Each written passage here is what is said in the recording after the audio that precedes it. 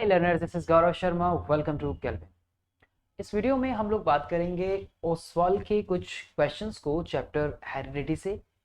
किस तरह के क्वेश्चन इस चैप्टर से बन सकते हैं। काफ़ी छोटा सा चैप्टर हो गया है अभी, और मेजरली जो फोकस रहता है वो मेंडल साहब के एक्सपेरिमेंट्स के ऊपर रहता है इस चैप्टर से, जिसमें कि लगभग आप ये सोचिए कि हर साल वैसे भी जब ये चैप्टर में इवोल्यूशन भी इंक्लूडेड होता था, तब भी हेरिडिटी में वाले पोर्शन से मेंडल साहब के क्रॉस से एक क्वेश्चन लगभग तय होता है।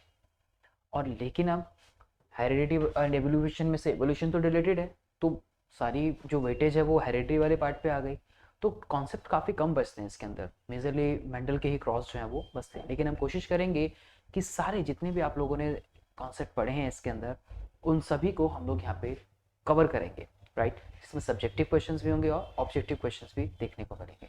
तो चलिए स्टार्ट करते हैं कि पहला सवाल हमारा यहाँ पे क्या है। तो बच्चों, पहला जो क्वेश्चन है वो रिप्रेजेंट कर रहा है किसे? मेलनेस को। क्वेश्चन 1 है कि the maleness of a child is determined by. जो मेलनेस है वो किस चीज के ऊपर डिटरमिन होती है? The X chromosome in the zygote, the Y chromosome in the zygote. अब ये तो बहुत आसान है, आप लोगों ने छोटी क्लास से इसके बारे में पढ़ा है कि जब एक्स जो वुमेन होती है उसके पास एक्स एक्स एक होमोजाइगस कंडीशन में क्रोमोसोम्स होते हैं, जबकि जो मेल है उसके पास एक हेट्रोजाइगस कंडीशन में क्रोमोसोम देखने को मिलते हैं। और जब x और x फ्यूजन होता है तो डेफिनेटली जो x x जो मिलेगी तो फीमेल ही बनेगी। लेकिन जब मेल की तरफ से एक्स वाई क्रोमोसोम आएगा, जब मेल की तरफ से एक्स वाई क्रोमोसोम आएगा, या फिर मेल की तरफ से जब वाई क्रोमोसोम आएगा, तभी फॉर्मेशन होगा किसका? बॉय का, राइट। यानी कि मेलनेस। तो मेलनेस किसके ऊपर डिपेंड है? Y chromosome in the zygote में। तो ऑप्शन जो है इसका हमारा ऑप्शन नंबर बी जो है वो एकदम करेक्ट हो जाएगा, राइट। एकदम ऑप्शन बी जो है वो करेक्ट हो जाएगा। अगले क्वेश्चन की बात करते हैं, नेक्स्ट क्वेश्चन पे चलते हैं। And the next question is if a round green seeded pea plant, जो कि capital R R small Y Y है, is crossed with wrinkled yellow seeded pea plant RR Y Y, the seeds produce in F1 generation are. आप लोगों ने Mendel साहब के die hybrid cross के बारे में तो सुना ही होगा बच्चों। तो वहां डाई हाइब्रिड क्रॉस में क्या था? अब इन्होंने किसको क्रॉस कराया है? Capital R small Y crossing कराई है स्मॉल आर कैपिटल वाई। कैसा है ये रिंकल्ड येलो राउंड ग्रीन। कैसा है? राउंड ग्रीन और रिंकल्ड येलो। तो जब इनका क्रॉस कराएंगे तो यहाँ से किस तरह के गैमेट देखने को मिलेंगे हमें? कैपिटल आर स्मॉल वाई, ये गैमेट निकल गए, और यहाँ से स्मॉल आर कैपिटल वाई। और हमने जाना है कि एक जो कैपिटल वाली जीन थी वो अपने कैरेक्टर को एक्सप्रेस करने के लिए इनफ है। तो इसमें जो कैपिटल वाली होगी इस होमोजाइगस कंडीशन में, इस हेट्रोजाइगस कंडीशन में, तो जो कैपिटल वाली होगी वो खुद के अकेली जीन या एक एलेलिक पेयर इनफ है, एक सिंगल एलेल इनफ है, या एक सिंगल जीन इनफ है अपने कैरेक्टर को या अपने ट्रेट को एक्सप्रेस करने के लिए, राइट। तो यानी कि यहाँ पे कैसा देखने को मिलेगा? ये राउंड होगा और राउंड येलो जो है हमें देखने को मिलेगा, यानी कि राउंडनेस को शो करेगा। जब इसके गैमेट्स आप निकालोगे तो ये कुछ ऐसा बनेगा, राउंड येलो और रिंकल्ड ग्रीन, ठीक है। तो ये कैसा होगा? राउंडेड होगा, और ये वाला येलो यानी कि ये रिप्रेजेंट कर रहा है इसको। तो यानी कि करेक्ट आंसर हमारा यहाँ पे राउंड एंड येलो हो जाएगा बच्चों, ठीक है। अगला, so round and green peas are represented by this, and wrinkled and yellow pieces are represented by this. So the dominant is the RR, whereas the dominant character यहाँ पे हमें yellow देखने को मिल रहा है, तो येलो प्रोड्यूस हो रहा है। So when they are crossed they produce a round and yellow seed, क्योंकि वो दोनों जो तो रिसेसिव हैं। ये रिसेसिव कैरेक्टर्स है, ये रिसेसिव कैरेक्टर्स है। दूसरे वाले कहाँ गए? ये रिसेसिव कैरेक्टर्स हैं, राइट। एकदम आगे चलते हैं। अ zygote which has an X chromosome, a zygote which has an X chromosome inherited from the father will developed into। क्या कहा? कि जाइगोट है जिसके पास एक्स क्रोमोसोम है, इनहेरिटेड हो रहा है फ्रॉम दी फादर से, विल डेवलप इट। फादर से अगर एक्स क्रोमोसोम मिला है तो मदर से तो एक्स ही मिलना है, तो वो क्या बनेगी? गर्ल बनेगी। तो करेक्ट आंसर यहाँ क्या बन जाएगा? ऑप्शन नंबर बी जो है वो एकदम करेक्ट बन जाएगा, ठीक है। आगे चलते हैं। Next question, a cross between tall plant and a short pea plant small t resulted in the progeny that were all tall plant because why? Because यहाँ पे जब आप लोगों ने एक्सपेरिमेंट पढ़ा था बच्चों, तो क्या था कि मेंडल साहब ने प्योर एक मोनो हाइब्रिड लिया था, प्योर टॉल और प्योर डॉर्फ का। और जब इन्होंने इनके गैमेट्स निकाले थे, यानी कि जब आप निकाल के भी देखेंगे तो F1 जनरेशन ये वाला इनफ है खुद के एक्सप्रेस करने के लिए, कैरेक्टर को डोमिनेंट ट्रेट था ये वाला। तो ये कैसा था, ये जो हाइब्रिड में हमें देखने को मिली थी इसमें सारे जो थे वो F1 जनरेशन वाले टॉल थे। तो इससे हमें ये पता लगा कि जो टॉलनेस था वो एक डोमिनेंट ट्रेट को रिप्रेजेंट कर रहा था, सारे टॉल देखने को मिले थे। तो एक क्या इससे हमें पता लग रहा था कि जो टॉलनेस वाला था वो कैसा था, वो एक डोमिनेंट ट्रेट था। तो यही चीज हमें यहाँ पे बतानी है एंड यही आंसर हमारा सही हो जाएगा यहाँ पे, राइट एकदम। टॉलनेस रेसेसिव नहीं था, शॉर्टनेस इज द डोमिनेंट भी नहीं था, तो ये हमारा ए जो है वो करेक्ट आंसर एक यहाँ पे बन जाएगा। ठीक है जी, तो हमने मोनोहाइब्रिड क्रॉस में मेंडल साहब के इस एक्सपेरिमेंट को सीखा है। नेक्स्ट क्वेश्चन की बात करते हैं बच्चों, व्हाट इज डीएनए। डीएनए क्या होता है बच्चों? डीएनए का स्ट्रक्चर हम देखते हैं कि कुछ इस तरीके से हमें हेलिकल डीएनए का स्ट्रक्चर जो है वो देखने को मिलता है, डबल स्ट्रैंडेड, हमारा जो डबल स्ट्रैंडेड डीएनए होता है, और इसके ऊपर जो बेस पेयर प्रेजेंट होते हैं, आप लोग अभी पढ़ते नहीं हो उन बेस पेयर्स के बारे में, ठीक है, एडेनिन, थाइमिन, गुआनिन, इस तरीके से बेस पेयर्स होते हैं, जीन्स प्रेजेंट होती हैं, इसके ऊपर आप इतना ध्यान रखेंगे, इसके ऊपर जीन्स प्रेजेंट होती हैं और उनके अंदर प्रोटीन्स प्रेजेंट होते हैं, और ये पूरा का पूरा हमें कहाँ देखने को मिलता है? क्रोमोसोम में, ठीक है। ये हमें कहाँ देखने को मिलता है? किस पे देखने को मिलता है? क्रोमोसोम में। और क्रोमोसोम्स कहाँ देखने को मिलते हैं हमें? न्यूक्लियस में, है ना। क्रोमोसोम कहाँ देखने को मिल रहा है? न्यूक्लियस में, यहाँ से यहाँ, यहाँ से यहाँ, और उसके बाद जो है वो हमें जीन्स देखने को मिलती है ना, जीन्स देखने को मिलती है। तो इस तरीके से सीक्वेंस चलता है, राइट है एकदम। तो ये डीएनए की डेफिनेशन आपसे पूछी गई है सिंपल। तो डीएनए क्या है? कैरियर है, कैरियर है हेरिडेटरी इन्फॉर्मेशन का। यही आगे ट्रांसफर करता है किसके? पेरेंट से जो ऑफस्प्रिंग में जो कैरेक्टर जा रहे हैं ये लेके जाता है, कैरियर का काम करता है, लेके जाने वाला। एक्सप्रेस उसको जीन करती है, जो भी कैरेक्टर हमें देखने को मिलते हैं वो जीन्स के थ्रू देखने को मिलते हैं। जीन में भी प्रोटीन्स की मैकेनिज्म होती है, प्रोटीन के एक्शंस की वजह से वो अपने कैरेक्टर्स को दिखा पाते हैं। सो डीएनए क्या है? कैरियर है हेरिडेटरी इन्फॉर्मेशन का, from parents to the next generation. Simple definition. आगे लीजिए, जीन का ही क्वेश्चन आ गया। What is gene? तो जीन क्या है? जीन बेटा ट्रांसफर, जीन उसी डीएनए का एक पार्ट है, डीएनए पे प्रेजेंट है, और जीन का सिर्फ ट्रांसफर होना ही जरूरी नहीं होता, ये ध्यान रखिएगा। जीन का खुद को एक्सप्रेस करना जरूरी होता है। अब आपने देखा कि मान लीजिए कि आपके मदर और फादर हैं, मदर के बालों का कलर जो है वो ग्रीन हो गया, फादर के बालों का कलर जो है वो रेड हो गया। अब आपने देखा कि आपके जो बालों का कलर है वो रेड हो गया, राइट, लेकिन जीन्स तो दोनों की ट्रांसफर हुई है ना, इनहेरिटेड तो दोनों का हुआ है, डीएनए तो दोनों का ट्रांसफर हुआ है। लेकिन आपने ये देखा कि मदर की जो जीन थी आपकी बॉडी में वो एक्सप्रेस नहीं कर पा रही, इसलिए आपको फादर के बालों का कलर आपके ब्लड के आपकी बॉडी के अंदर आ गया। तो जीन का सिर्फ ट्रांसफर करना जरूरी नहीं होता बच्चों, ध्यान रखिएगा, जीन का एक्सप्रेस करना भी काफी जरूरी होता है, ये चीज आप लोगों को ध्यान रखते हैं। तो व्हाट इज जीन? जीन क्या है? जीन एक पार्ट है किसका? डीएनए का, जो एनकोड करता है इंस्ट्रक्शंस को that allow a cell to produce a specific protein और एंजाइम। ये किताबी भाषा हो गई समझने के लिए, लिखने के लिए एग्जाम में। तो जीन एक पार्ट है किसका? डीएनए का। क्या हुआ? एनकोड कर रहा है इंस्ट्रक्शंस को that allow the cell to produce a specific protein. जब वो स्पेसिफिक प्रोटीन अलाउ बनाएगा तो उससे क्या होगा? कैरेक्टर जो है वो हमें देखने को उसके मिलेंगे बच्चों, ठीक है। ये बात एकदम हमारी परफेक्ट हो गई।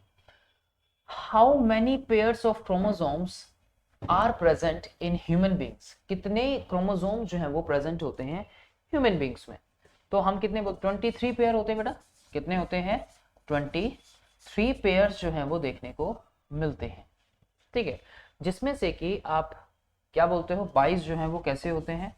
22 पेयर जो है वो ऑटोसोम्स आप बोलते हो इनको, क्या बोलते हैं? ऑटोसोम्स बोलते हो। और इसी में से जो एक पेयर होता है वो क्या होता है? सेक्स क्रोमोसोम का होता है। एक पेयर जो है वो किसका होता है?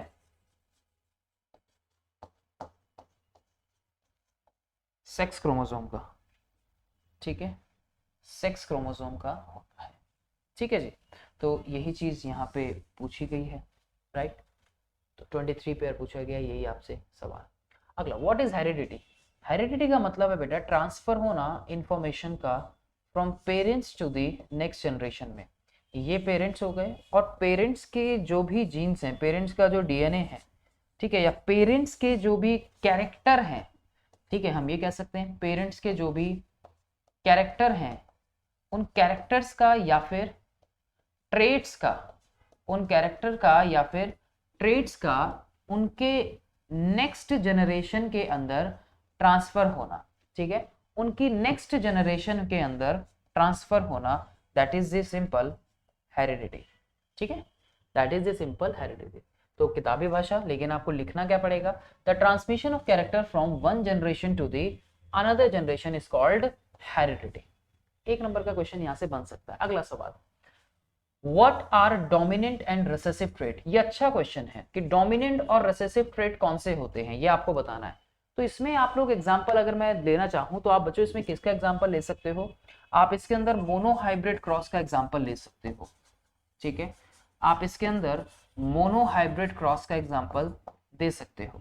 ठीक है जी, मोनो हाइब्रिड क्रॉस का आप इसमें एग्जांपल दे सकते हो। अब उसमें आपने देखा था ना कि डोमिनेंट ट्रेट कौन सा था, कि उन्होंने तो दोनों ही पेरेंट्स का क्रॉस कराया था, टॉल का और ड्वार्फ वाले का, है ना, टॉल का और ड्वार्फ वाले का। तो जो हमें देखने को मिला था कि ये तो हाइड हो गए थे और ये कम थे, ये कैरेक्टर कम थे। F1 में तो सारे टॉल थे, हाइब्रिड जो निकला था, F1 जनरेशन जो आई थी उसके अंदर तो सारे के सारे कैसे थे, टॉल थे, है ना। और F2 में भी जो रेशियो आया था, F2 जनरेशन में भी जो रेशियो आया था, F2 जनरेशन में भी जो रेशियो आया था बच्चों, वो क्या था, 3:1। और इसका जो जीनोटाइप था वो क्या था, 1:2:1। तो इसमें से भी एक प्योर टॉल था, दो टॉल थे, और एक जो था वो कैसा था, वो प्योर ड्वार्फ था। तो 75-25% का रेशियो जो था हमें वो देखने को इसमें मिला था, यही चीज। तो इसमें आप बता सकते हो कि जो डोमिनेंट ट्रेट था वो टॉलनेस वाला था, ये वाला, और ये जो था वो रेसेसिव था। It is possible that the trait is inherited but not be expressed. क्या ऐसा पॉसिबल है बच्चों, बताइए, क्या ये पॉसिबल है कि ट्रेट जो है वो इनहेरिटेड तो हो जाए लेकिन वो खुद को एक्सप्रेस ना कर पाए नेक्स्ट जनरेशन में। ये हुआ था, यहाँ पे ये वाला कैरेक्टर जो था वो खुद को एक्सप्रेस नहीं कर पाया था, तो ऐसा हो सकता है।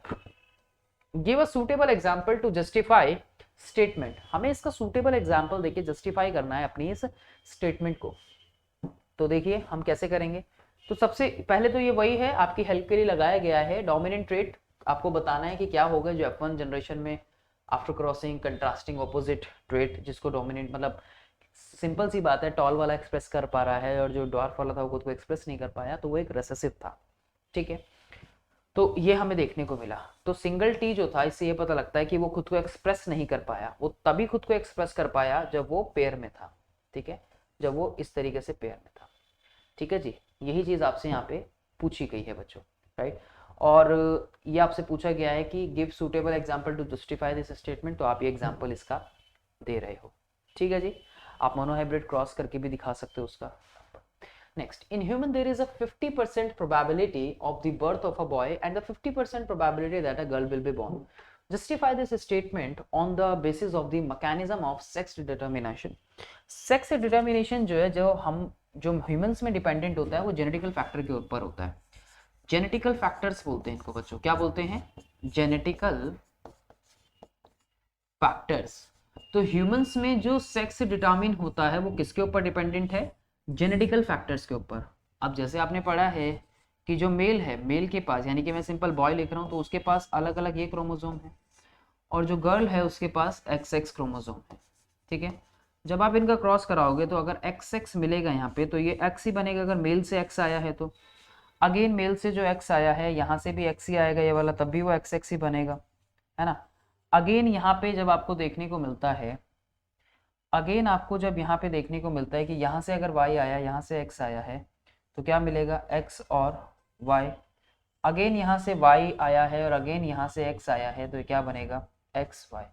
तो आप देख सकते हो कि ये 50% चांसेस जो है वो किसके हो गए, गर्ल के, और 50% चांसेस जो है वो किसके हो गए, बॉय बनने के।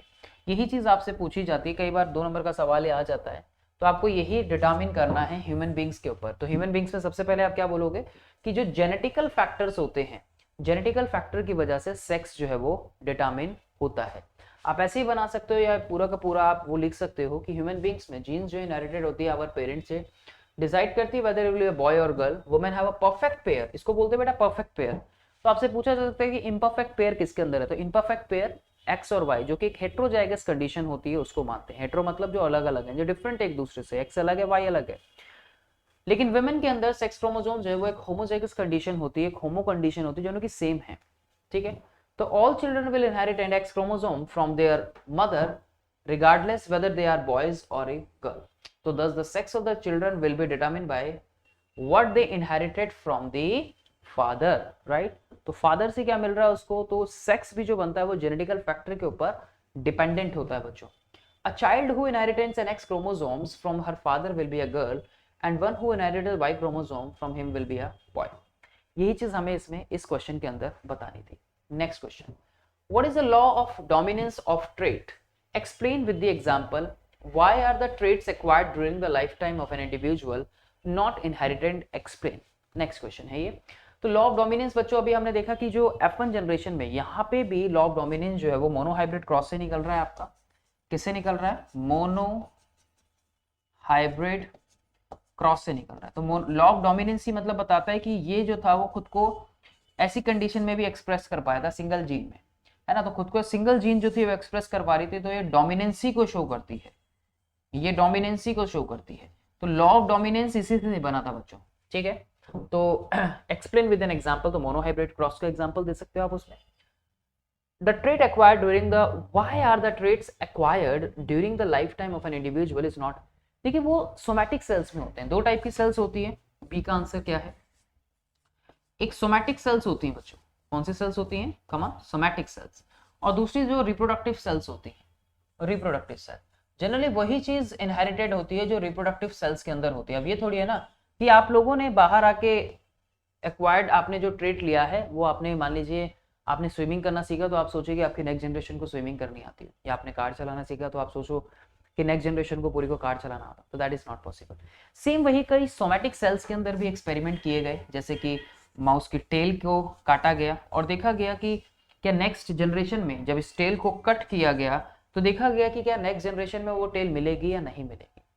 तो ऐसा नहीं हुआ, वो टेल थी, प्रेजेंट थी, क्योंकि वो एक सोमैटिक सेल्स के अंदर हमने बाहर चेंजेस किए थे। तो एक्वायर्ड ट्रेट कभी भी ट्रांसफर नहीं होती, क्योंकि वो सोमैटिक सेल्स यानी कि जो बॉडी सेल्स होती है उनके अंदर होते हैं, वो रिप्रोडक्टिव सेल्स के अंदर नहीं होते, राइट। तो ये चीज आपको उससे समझ आती है।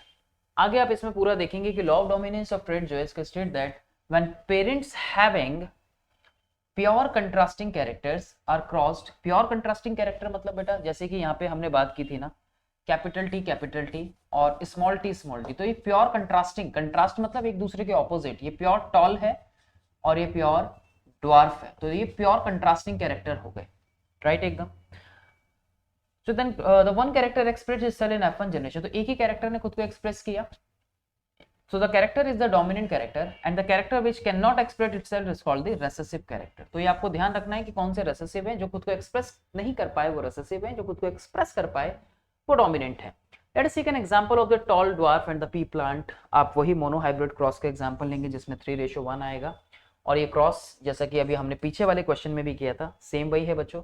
ये पूरी की पूरी F1 जनरेशन हो गई जिसमें हमें हाइब्रिड भी देखने को मिला, ये F1 जनरेशन हो गई और ये फिर इसकी सेल्फिंग करा दी गई और उसके बाद ये प्योर टॉल आया, ये हाइब्रिड देखने को मिले, ठीक है। और ये जो कैरेक्टर F1 जनरेशन में हाइट था यहाँ पे देखने को मिला, तो इससे जो रेशियो बना 1:2:1, यानी कि एक जो था वो प्योर टॉल, दो जो थे वो हाइब्रिड और एक जो था वो ड्वार्फ हमें देखने को मिला, ठीक है। So character that a person acquired, तो एक्वायर्ड कैरेक्टर जो होते हैं during one's in a lifetime are known as acquired trait, और such changes do not occurs in the reproductive tissue or the cell. Changes in the non-reproductive tissue are not passed on to the DNA of the germ cells, therefore not inherited by the next generation। तो वही जो अभी हमने समझा आसान भाषा में लिखने के लिए, आपको बोर्ड में अगर आए तो इस तरीके से लिखेंगे, लेकिन आसान शब्दों में ऐसा समझिए कि जो सोमैटिक सेल्स में प्रेजेंट है वो नहीं ट्रांसफर होते आगे, इनहेरिटेड नहीं होते, लेकिन जो जर्म सेल्स में होते हैं कैरेक्टर्स या ट्रेट वो ट्रांसफर आगे होते हैं।